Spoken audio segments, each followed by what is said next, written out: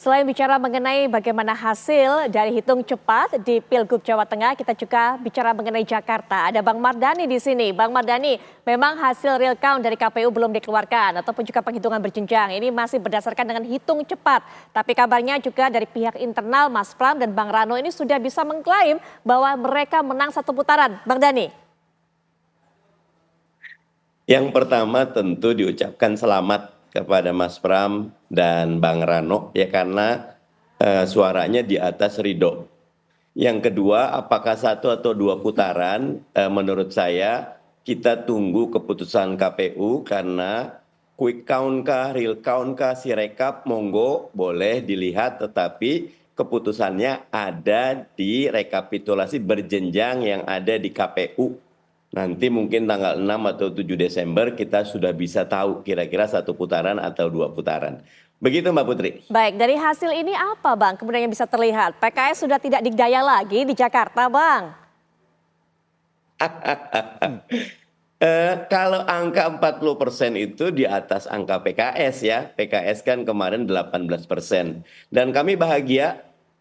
Kader, simpatisan bekerja keras memenangkan Ridho, tapi memang faktor Mas Anies yang sangat aktif, unpredictable.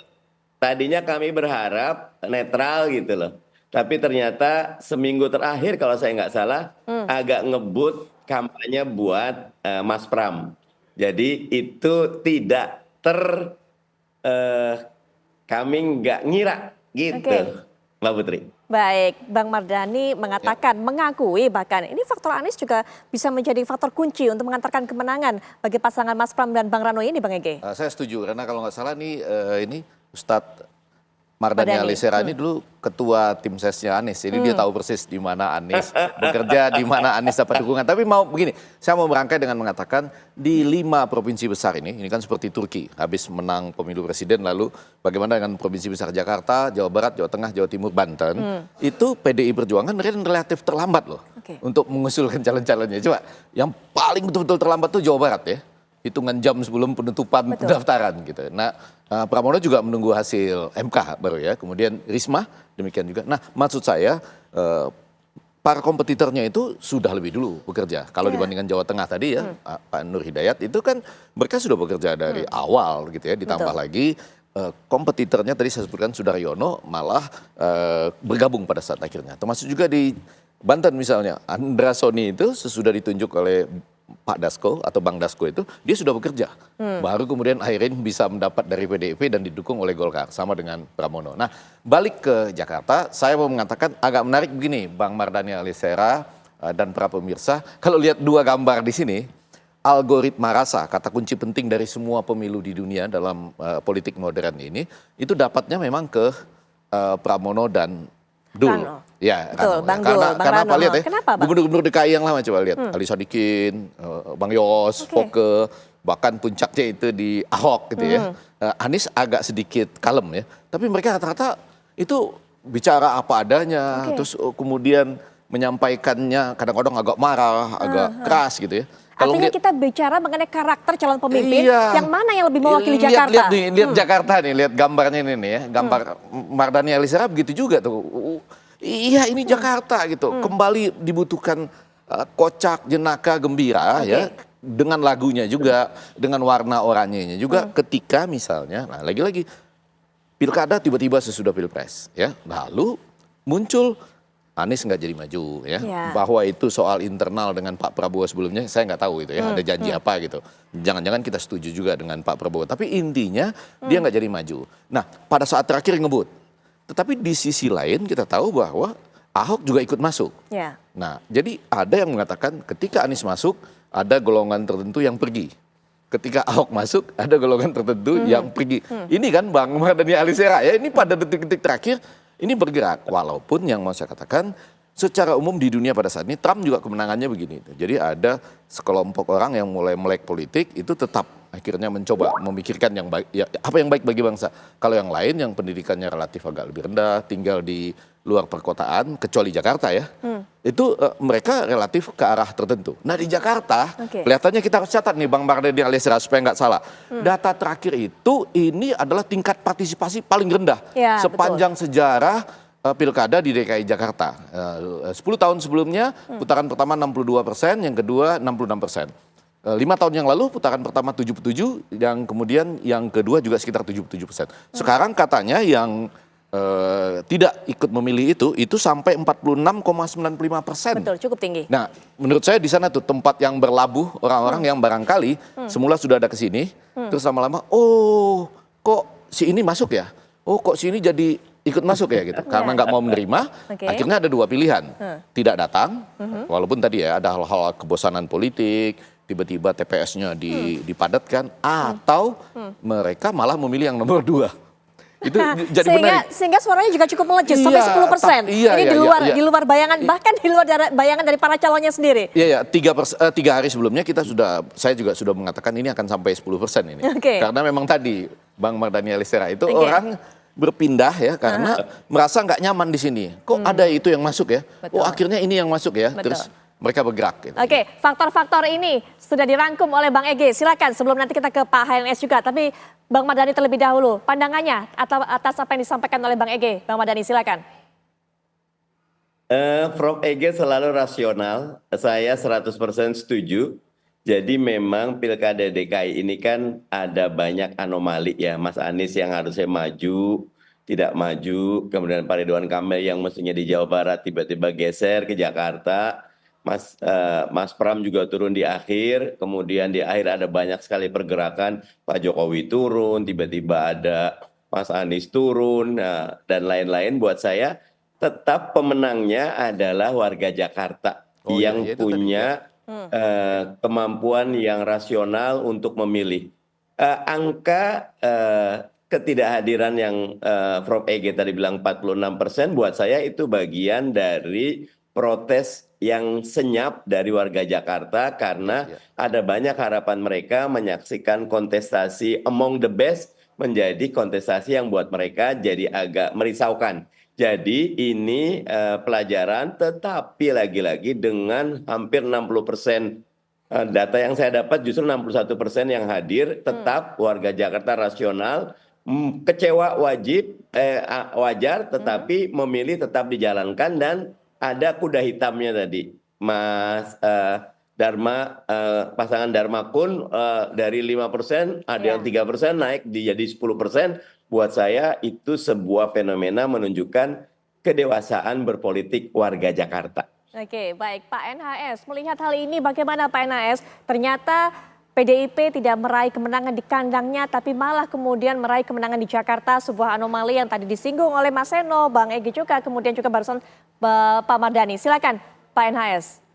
Dari seluruh peristiwa yang menyertai pilkada ini, ada satu faktor yang tidak terjadi di pilkada-pilkada sejak Juni 2005. Introduksi pilkada kita pasca reformasi adalah faktor seorang mantan presiden punya keterlibatan yang lebih intens dan praktikal di lapangan. Dan tampaknya itu jadi variabel yang cukup menggoyang-goyang dari anomalitas terhadap soal itu. Karena pada peristiwa-peristiwa pilkada di Indonesia pada masa-masa lampau sejak 2005 itu, faktor ini relatif tidak berubah variabelnya. Variabelnya adalah internalitas partai, konflik partai, ya, saling klaim antar dukungan, ya, kemudian mahar. Itu tradisi yang sudah pernah sempat terjadi dalam pilkada sejak 2005 hingga beberapa waktu yang lalu. Tetapi sekarang ditambah dengan variabilitas Pak Jokowi. Apa maknanya? Karena hampir semua proses kandidasi sangat tergantung oleh soal ini. Kenapa misalnya partainya Pak Sera itu juga, Pak Mardhani juga ikut dalam sekurdan itu, ya, sekedar sepenarian, dan hampir semuanya faktor itu oleh karena Pak Jokowi. Di DKI jelas, Banten, kemudian di Jawa Tengah, apalagi terlebih di Jawa Timur ada faktor itu. Ini agak menarik karena variabel ini bisa aja tahun depan ya itu bisa diproyeksikan sebagai cara atau tahun 5 tahun ke depan 2029 sebagai cara, sebagai batu pijakan untuk mana tahu ada kandidasi dalam soal ini di Pilpres 2029. Nah buat saya, satu yang paling hilang dari pilkada ini adalah makin jauhnya semangat penerapan politik desentralisasi di Indonesia. Karena pilkada itu adalah desentralisasi. Dia harus masyarakat setempat yang punya hajat yang lebih besar. Tetapi tampaknya itu di dalam tanda kutip, saya harus mengatakan soal ini dirampas oleh partai-partai besar. Dan sekunder yang menyertai terhadap semuanya sangat tidak menyisakan apapun terhadap masyarakat di daerah.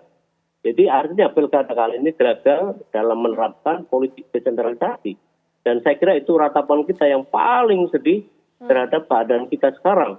Dan tampaknya memang kecenderungan satu dekade terakhir kembali pada resentralisme pembangunan. Jakarta memainkan peranan yang sangat penting dan nyaris tanpa menyisakan local genius ya terhadap daerah.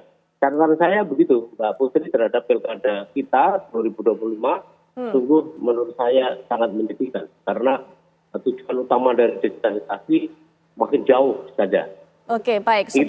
Sebelum nanti hal yang menyedihkan ini juga diberikan pandangan oleh Bang Mardhani dan juga Prof. Ege, tapi Pak NHS bagaimana melihat kemenangan PDIP di dua tempat ini atau hasilnya berbeda, kalah di kandang kemudian juga menang di Jakarta, apa pengaruhnya untuk PDIP sendiri kalau menurut Pak NHS?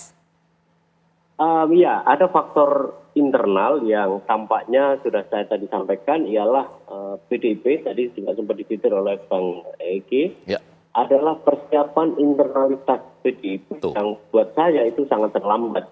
Kedua, karakter PDIP setelah selama ini gitu ya, bahkan itu merepetisi terhadap Pilpres yang lampau adalah dia tidak mampu menjadi driving force terhadap politik, padahal dia adalah pemenang pemilu, wabil khusus di Jawa Tengah, dia adalah pemilik mutlak dari perolehan suara pileg. Dan sepanjang 99 sampai sekarang dia tidak terkalahkan. Dan karakter itu tidak tampak. Dia karakternya bukan sebagai pemenang. Tapi justru ingin menjadi korban tampaknya. Dan saya kira itu kesalahan yang buat saya, kekeliruan yang buat saya itu sangat menentukan terhadap format itu.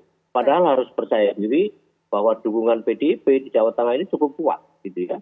Dan simpatisannya, jadi sekitar 12 sampai 22% itu anggota PDIP, tetapi sisanya adalah simpatisan yang lebih dari 30%. Nah, karena tidak mampu meyakinkan itu, pada saat bersamaan Lutfi sudah bekerja dalam 5 tahun terakhir paling tidak, dia memang turun kemana-mana seperti model Pak Jokowi.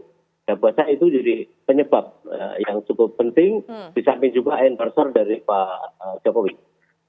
Baik, pernyataan penutup juga sekaligus juga bisa diberikan komentar tadi. Ada yang menyedihkan, ironis yang dipandang oleh Pak NHS. Ya, lagi-lagi saya nggak tahu siapa kreator bahwa pemilu daerah serentak ini harus ada sesudah pemilu presiden. Pada waktu dulu kami maju ya di MK itu pemilu nasional serentak presiden, DPR dan DPD harusnya ketika ada diskusi itu harusnya 2 tahun kemudian, 2,5 tahun kemudian. Ya, tapi akibatnya seperti itu. Jadi ada keinginan dari yang menang pemilu, apalagi punya program besar. Ini kan makanan bergizi gratis ini program besar, mendasar bagi negara kita. Itu dia harus menjamin bahwa kemudian juga kepala-kepala daerah lain itu bersama-sama dengan dia untuk melaksanakannya. Gitu. Nah, ternyata terbukti. Ditambah lagi saya setuju bahwa memang ini PDI Perjuangan terlambat. Kalau kita mengambil 2 kasus ini ya terlambat, tetapi kemudian di Jakarta bisa menjadi lain. Nah, saya hanya agak berbeda pendapat soal endorsement dari tokoh-tokoh tertentu, khususnya mantan presiden misalnya. Jadi kalau bicara Jawa Tengah, mudah-mudahan ada yang bisa tracking ya.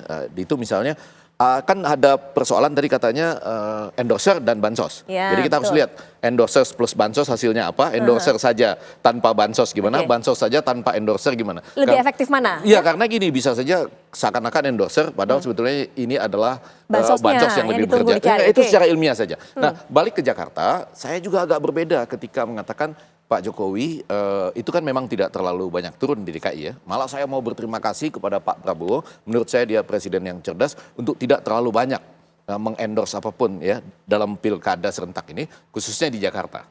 Iya, karena baru saja berpidato untuk seluruh bangsa Indonesia termasuk yang tidak memilihnya. Sekarang kok tiba-tiba harus mengendorse. Itu menurut saya pilihan yang cerdas gitu ya. Nah, di dalam konteks Jakarta, kalau mau jujur, saya mau mengucapkan dulu selamat ulang tahun Persija ya, karena ini 28 November 1928, sesudah pemilu malamnya mereka merayakan, antara lain di Bundaran HI. Yang mau saya katakan, jangan-jangan kehadiran itu ya, Ferry, ketua Jackmania sebelumnya, dan Diki, ketua Jackmania sekarang, pada kampanye akbar Pram dan Dul ini, itu jangan-jangan jauh lebih berarti dari endorser yang lain. Jumlah suaranya besar sekali di DKI Jakarta. Lebih bisa mencuri hati warga Jakarta dan, ternyata. Mohon maaf, teman-teman kita yang lain ini ya, Pak Suswono dan Pak Bang Emil, Bang Ridwan Kamil ini, Bang Emil itu relatif belum pernah loh saya lihat tampil bersama-sama dengan Jackmania.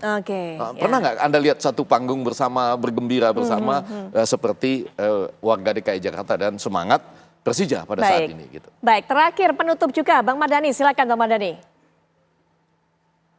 Apapun hasil pilkada ini, rakyat sudah menentukan. Buat kami harus disyukuri. Kalau ada yang menang, kalau ada yang kalah, ambil pelajarannya.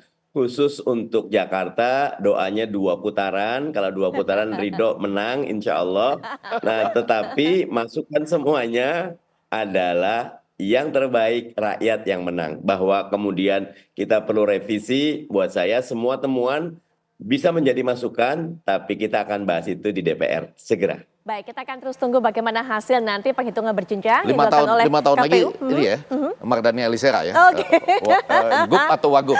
Oke, Bang, sudah dapat suara nih Bang Mardhani. Sudah dapat request dari Prof. Ege. Prof. Ege, terima kasih. Sama-sama, ya. Bang Mardhani, terima kasih. Pak Nur Hidayat Sadini juga terima kasih sudah meluangkan waktunya semua narasumber untuk memberikan pandangannya dalam perbincangan kita malam hari ini. Sehat-sehat semuanya. Seperti yang sudah saya sampaikan, kita akan terus tunggu bagaimana hasil penghitungan berjenjang yang dilakukan oleh KPU di masing-masing provinsi, kota, ataupun juga kabupaten. Dan